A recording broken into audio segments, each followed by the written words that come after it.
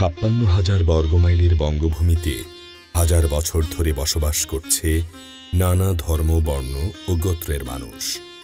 শত শত বছরের স্বপ্ন সাধিকার আন্দোলনের মধ্য দিয়ে বাংলাদেশ নামক একটি স্বাধীন সার্বভৌম রাষ্ট্রের সৃষ্টি হয়েছে ১৯৭১ খ্রিস্টাব্দের ১৬ ডিসেম্বর। এই স্বাধীন সার্বভৌম রাষ্ট্রে বাস করে হিন্দু, মুসলিম, বৌদ্ধ, খ্রিস্টান সহ নানা জাতি গোষ্ঠীর মানুষ। সকল ধর্মের সকল মানুষ বঙ্গভূমিতে নিজ নিজ ধর্ম পালন করেন আপন মহিমায়। বিভিন্ন ধর্মের মানুষের ধর্মীয় উপাসনার জন্য বাংলার বিভিন্ন স্থানে শত শত বছর আগে স্থাপন করেছেন উপাসনালয়।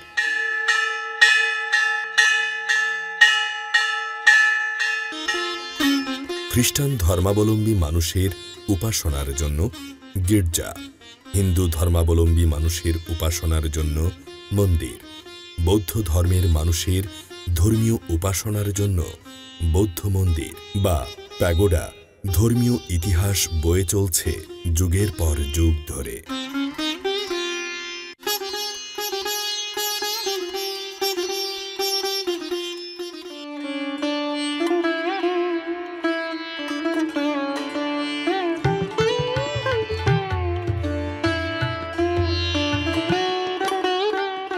ভারতে স্থাপিত বৌদ্ধ ধর্ম সম্পূর্ণ এশিয়াতে প্রচার হয়েছিল। বৌদ্ধ ধর্ম বিশ্বের চতুর্থ বৃহত্তম ধর্ম। বুদ্ধ তার জীবনের অধিকাংশ সময় জাগ্রত হওয়ার উপায়গুলির দেশনা করে কাটিয়েছেন, যাতে অন্যরাও স্বয়ং জ্ঞানদীপ্ত বুদ্ধ হতে পারেন। প্রাচীন ভারতের পূর্বাঞ্চলে অবস্থিত কলিঙ্গ রাজ্যের রক্তাক্ত বিজয়ের পর বৌদ্ধ ধর্ম দীক্ষিত হন। ভয়াবহ কলিঙ্গ যুদ্ধ যে আতঙ্ক ও দুর্বিপাক সৃষ্টি করেছিল, সেই সব বিষয় অনুতপ্ত হয়ে সম্রাট অশোক সহিংসতা ত্যাগের সিদ্ধান্ত নেন। সম্রাট অশোক মহানুভবতার সাথে যুদ্ধের ফলে সৃষ্ট কলিঙ্গ রাজ্যের জনগণের দুঃখ দুর্দশাকে সম্মান এবং যথাযথ মর্যাদা দিয়ে স্তূপ এবং স্তম্ভ নির্মাণের মধ্য দিয়ে বৌদ্ধ ধর্মের প্রচার কার্য শুরু করেন। সম্রাট অশোকের আমলেই বৌদ্ধ ধর্ম ভারতের সীমানা পেরিয়ে সুদূর গ্রিস অবধি ছড়িয়ে পড়েছিল। বাংলাদেশে কখন বৌদ্ধ ধর্ম প্রচার শুরু হয়েছিল তার সঠিক তথ্য এখনো জানা যায়নি, তবে অনুমান করা যায় খ্রিস্টপূর্ব ৬ষ্ঠ শতকে গৌতম বুদ্ধের সময়কাল হতেই বৌদ্ধ ধর্মের আলো বাংলায় বিকীর্ণ হয়েছিল। প্রত্নতাত্ত্বিক উপকরণ ও বৌদ্ধ সাহিত্য হতে জানা যায় এককালে প্রাচীন ভারতের বৌদ্ধ ধর্মের আলো বিস্তৃত অঞ্চলে ছড়িয়ে পড়েছিল। ধারণা করা হয় বুদ্ধের জীবিতাবস্থায় বাংলাদেশে বৌদ্ধ ধর্মের প্রচার শুরু হয়। ধারণা করা হয় মহামানব বুদ্ধ বৃহৎবঙ্গের শেষ সীমায় জন্মগ্রহণ করেছিলেন। বৌদ্ধ সম্প্রদায়ের প্রধান ধর্মীয় উৎসব বুদ্ধ পূর্ণিমা। আজ আমরা দেখব রামু কেন্দ্রীয় সীমা মহাবিহার ও উত্তর মিঠাছড়ি ১০০ ফুট বৌদ্ধ বিহার।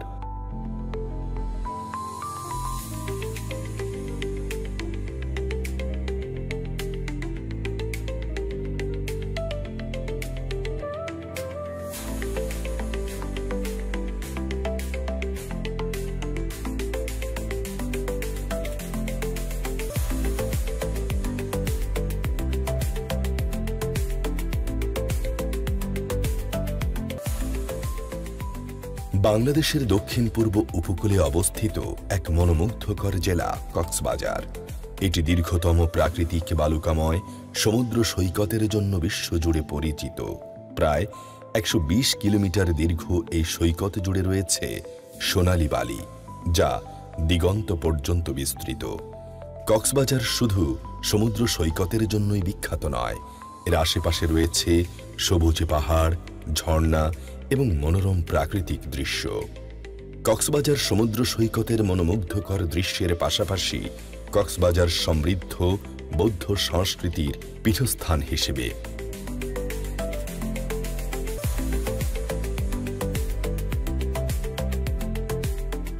কক্সবাজারের রামুতে বেশ কিছু গুরুত্বপূর্ণ বৌদ্ধ মন্দির এবং বিহার বিদ্যমান রয়েছে।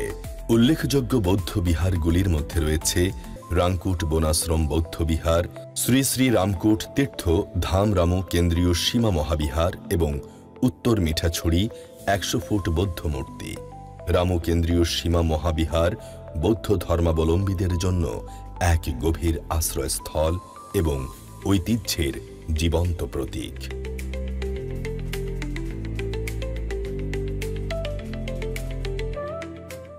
এটি 1706 খ্রিস্টাব্দে প্রতিষ্ঠিত হয়। আজ থেকে 3 শতাধিক বছর আগে। যদিও বা আমাদের এই রামু উপজেলাতে 11 ইউনিয়ন জুড়েই বৌদ্ধ বিহার আছে, এটা কিন্তু ঐতিহাসিক একটি স্থাপনা। এই বিহারের একটি ঐতিহাসিক গুরুত্ব আছে। দক্ষিণাঞ্চলে বিশুদ্ধ থেরবাদ বৌদ্ধ ধর্মের যে চর্চা, প্রচার প্রসার, সেক্ষেত্রে কিন্তু এই বিহারের একটি গুরুত্বপূর্ণ ঐতিহাসিক ভূমিকা আছে। কারণ হলো সেই থেকে আজ অবধি গুরু পরম্পরা, গুরু শিষ্য পরম্পরা থাকার কারণে যেটা হয়েছে, এটা অনেকটা প্রচার প্রসারের ক্ষেত্রে একটা কেন্দ্রস্থল হিসেবে ভূমিকা রেখেছে সেই যুগে যুগে। সব কিছু মিলিয়ে বিশুদ্ধ যেটা থেরবাদ বৌদ্ধ ধর্মের চর্চা, প্রচার প্রসার, এতদ অঞ্চলের কম বেশি সবাই জানে এই বিহারের একটি ঐতিহাসিক ভূমিকা আছে এবং আমরা চেষ্টা করছি সেই দ্বারা জারি রাখবার জন্য, টিকিয়ে রাখবার জন্য আমরা চেষ্টা করছি। আমাদের এই বিহার যেখানে প্রতিষ্ঠিত, একটা বৌদ্ধ জনবর্ধিষ্ণু একটি গ্রাম, 4 শতাধিক পরিবার আছে, তাও আবার অনেকে যৌথ পরিবার। এই সব পরিবার মিলে মূলত এই বিহারে তারা বন্দনা উপাসনা করেন, ধর্মকর্ম চর্চা করেন। একই সাথে এখানে যে সকল নির্মাণ কর্ম থেকে শুরু করে উন্নয়নমূলক কর্মকাণ্ড, দান দক্ষিণে থেকে শুরু করে সবই তাদের অর্থানুকূল্যে এবং আরও যারা বৌদ্ধরা আছেন তাদের সবার অংশগ্রহণে হয়ে থাকে। আমরা যারা বৌদ্ধ ভিক্ষু, আমরা যারা ধর্মীয় গুরুরা, তো আমাদের তো একটা ডিসিপ্লিন থাকে, শৃঙ্খলাবদ্ধ জীবন থাকে।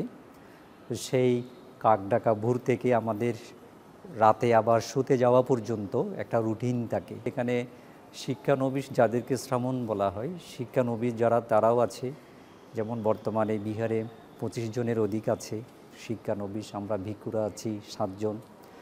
তো তাদের ধর্মীয় শিক্ষার ক্লাস হয়। তারপরে আবার এরপরে যাদের স্কুল কলেজের লেখাপড়া থাকে, টিউশন থাকে, তারা প্রাতিষ্ঠানিক শিক্ষার জন্য বিহার থেকে বের হয়, প্রয়োজনবশত টিচার এখানে আসেন। তো এভাবে তারপর আমাদের দুপুরে 12টার খাবার যেটা হয়, সেটার মধ্যে আমাদের অনেক সময় ভিক্ষুরা,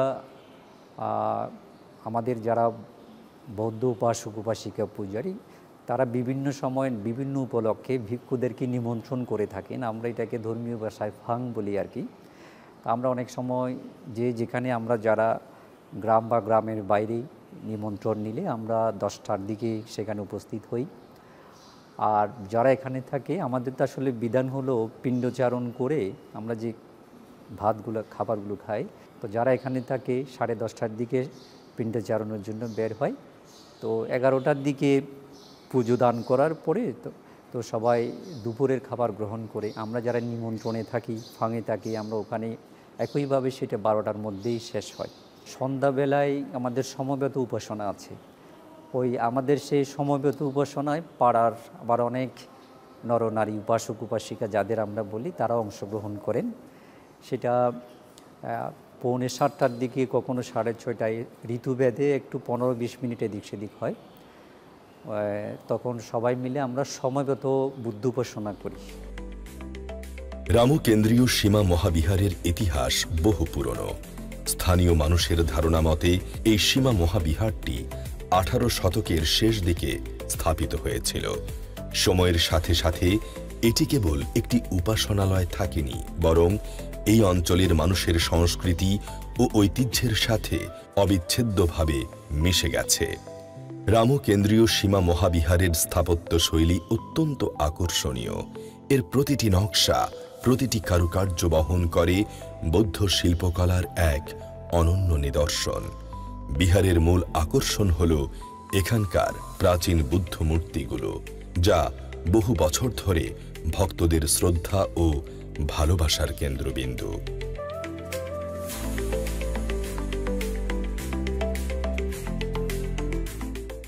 এই ধর্মের মূল ফাউন্ডেশন হচ্ছে বুদ্ধের পঞ্চনীতি, এবং এই নীতির আওতায় ৮৪,০০০ ধর্মস্কন্ধ বুদ্ধ প্রবর্তন করেছেন। প্রাণী হত্যা থেকে বিরত থাকার শিক্ষাপথ আমি গ্রহণ করতেছি। বুদ্ধ ধর্ম এটা সার্বজনীন ধর্ম। বুদ্ধের এই পঞ্চনীতি সার্বজনীন, আমার জন্য না, সমগ্র বিশ্ব মানবতার জন্য এই ধর্মটা হচ্ছে, এই নীতিগুলো হচ্ছে উৎকৃষ্ট একটা নীতি।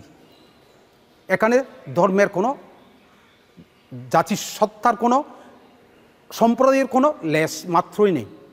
সমগ্র মানব সত্তার জন্য এই পঞ্চনীতিটা বুদ্ধ প্রবর্তন করেছেন। এই পঞ্চনীতি যদি বুদ্ধ বলেছেন যে আমি যে পঞ্চনীতি তোমাদেরকে দিলাম, এই পঞ্চনীতি যদি তোমরা নিরঙ্কুশভাবে পালন করতে পারো, তাহলে তোমরা একটা পরমার্থ জীবন পাবে। রামু এবং এর আশেপাশে বসবাসকারী বৌদ্ধ সম্প্রদায় তাদের নিজস্ব সংস্কৃতি ও ঐতিহ্যের প্রতি অত্যন্ত শ্রদ্ধাশীল। সময়ের সাথে সাথে রামু কেন্দ্রীয় সীমা মহাবিহারে তার ঐতিহ্য রক্ষা করে আধুনিকতার সাথে তাল মিলিয়ে চলছে। বিহারের রক্ষণাবেক্ষণ এবং উন্নয়নের জন্য বিভিন্ন পদক্ষেপ নেওয়া হয়েছে, যাতে আগামী প্রজন্ম এই পবিত্র স্থানের গুরুত্ব উপলব্ধি করতে পারে।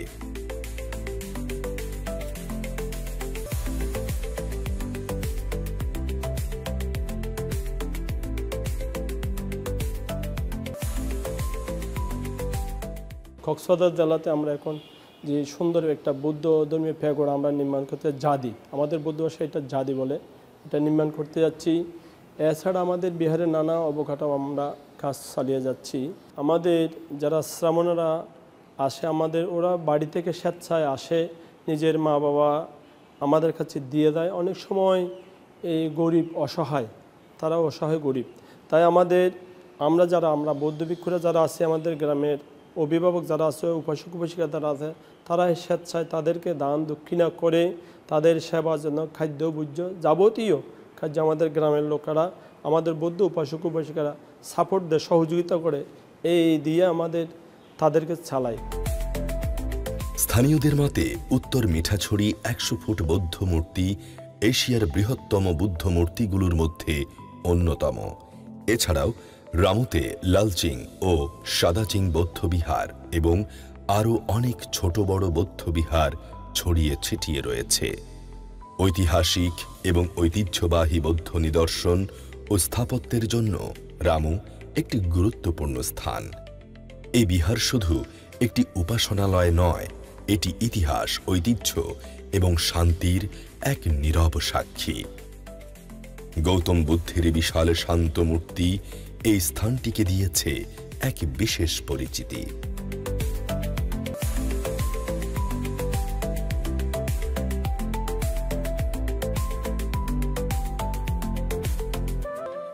এটা বাংলাদেশের সর্বপ্রথম বৃহৎ গৌতম বুদ্ধের সিংহসজ্জা বা শায়িত ডিজাইনের এই বুদ্ধমূর্তি এখানে প্রতিষ্ঠা করেছি। তো আমার প্রতিষ্ঠার পূর্বেই একটা ইচ্ছা বা স্বপ্ন ছিল, এই রামু উত্তর মিঠাছড়ি পাহাড়ের চূড়ায় বুদ্ধমূর্তি শায়িত ডিজাইনের এটা নির্মিত হলে ১০০ ফিট দীর্ঘ বড় বুদ্ধমূর্তি। এখানে হিন্দু, বুদ্ধ, খ্রিস্টান সকল ধর্মের বর্ণের মানুষ এই বুদ্ধমূর্তি দেখতে আসবেন। গৌতম বুদ্ধের সাম্য মূর্তির যে একটা প্রতীকী, এটা দেখবেন। এবং ন্যাচারালিও এই পাহাড় অনেক সুন্দর, অনেক গাছগাছালি রয়েছে এবং অনেক নীরব প্রতিষ্ঠান। তো বুদ্ধমূর্তি আমি ২০০২ থেকে প্রতিষ্ঠান এবং বুদ্ধমূর্তির কাজ শুরু করে প্রায় ৩ বছর বুদ্ধমূর্তি নির্মাণের সময় লেগেছিল। বুদ্ধমূর্তি সম্পূর্ণ নির্মিত হওয়ার পরে সত্যিই দেশে বিদেশে সরকারি বেসরকারি উচ্চপদস্থ থেকে আরম্ভ করে সকল ধর্মবর্ণের মানুষ এখানে এসেছেন, এখনও আসতেছেন।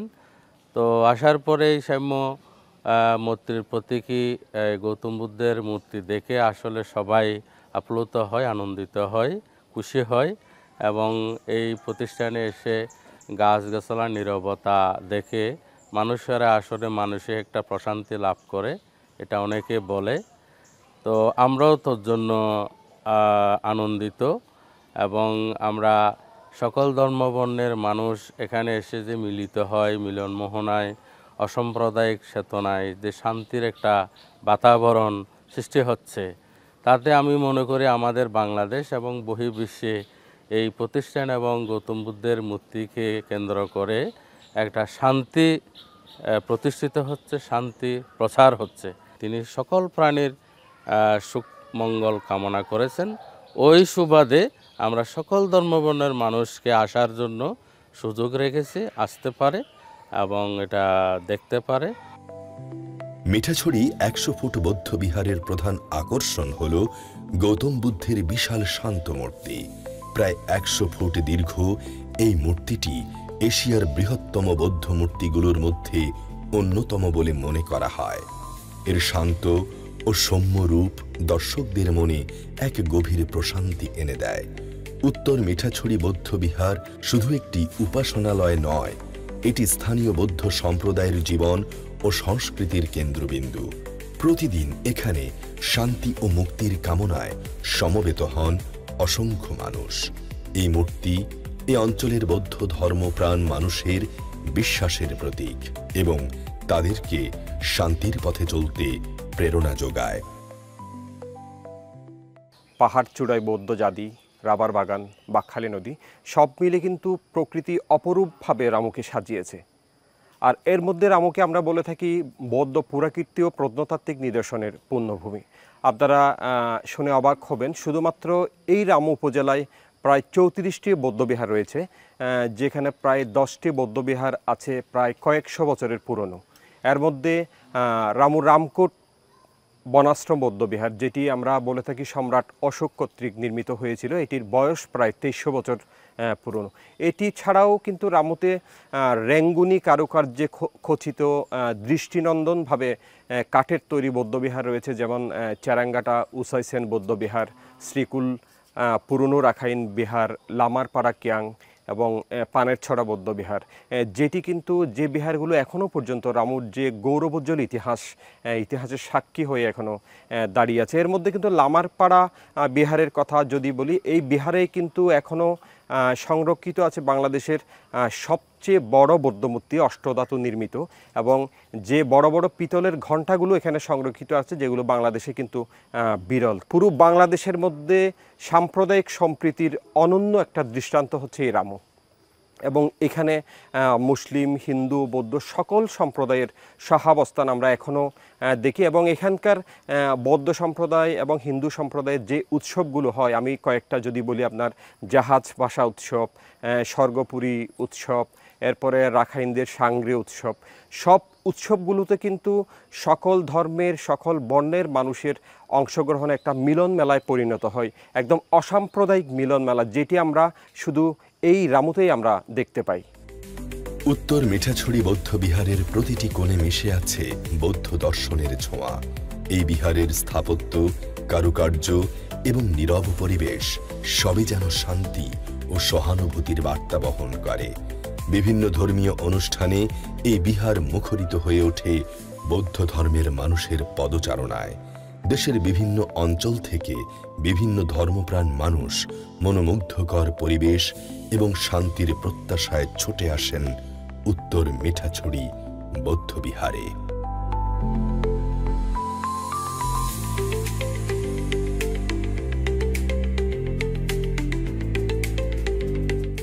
আমি 2016 সালে ফ্রেন্ডদের সাথে আসছিলাম এখানে, তখনও একটু অন্যরকম ছিল, কিন্তু এখন আরও একটু ভালো হয়েছে, সুন্দর পরিবেশ। তো আসার পরে আমাদের ফুল প্ল্যান ছিল আমরা কোথায় কোথায় যাব কক্সবাজার থেকে। তো এখানেও আমার ফ্যামিলিকে যেহেতু নিয়ে আসছি, প্রথমবার তাদেরকে নিয়ে আসছি এখানের মূলত যে নীরবতা, একটা যে সিস্টেম, মানে একটা শান্তি শৃঙ্খলা, মনের ভিতরে খুব একটা শান্তি অনুভব হয় আসলে। সব মিলিয়ে কক্সবাজার আসার পরে যদি এখানে না আসা হয়, ঘোরার যে একটা যে স্বাদ, রামুতে যে একটা এত বড় মন্দির ওনাদের আছে, টেম্পল আছে, যা খুব ভালো লাগে আর কি। রামু সীমা মহাবিহার প্রাচীন এবং ঐতিহ্যবাহী বৌদ্ধবিহার। বহু বছর ধরে এটি বৌদ্ধ সংস্কৃতি ও ঐতিহ্যের ধারক ও বাহক হিসেবে পরিচিত। দূর দূরান্ত থেকে বৌদ্ধ তীর্থযাত্রীরা এখানে আসেন আধ্যাত্মিক শান্তি ও জ্ঞান অর্জনের জন্য। রামু সীমা মহাবিহারের স্থাপত্য শৈলী এবং শান্ত পরিবেশ সবাইকে আকৃষ্ট করে। এই স্থানগুলি কেবল ধর্মীয় স্থান নয়, এটি একটি গুরুত্বপূর্ণ সাংস্কৃতিক ও পর্যটন কেন্দ্র।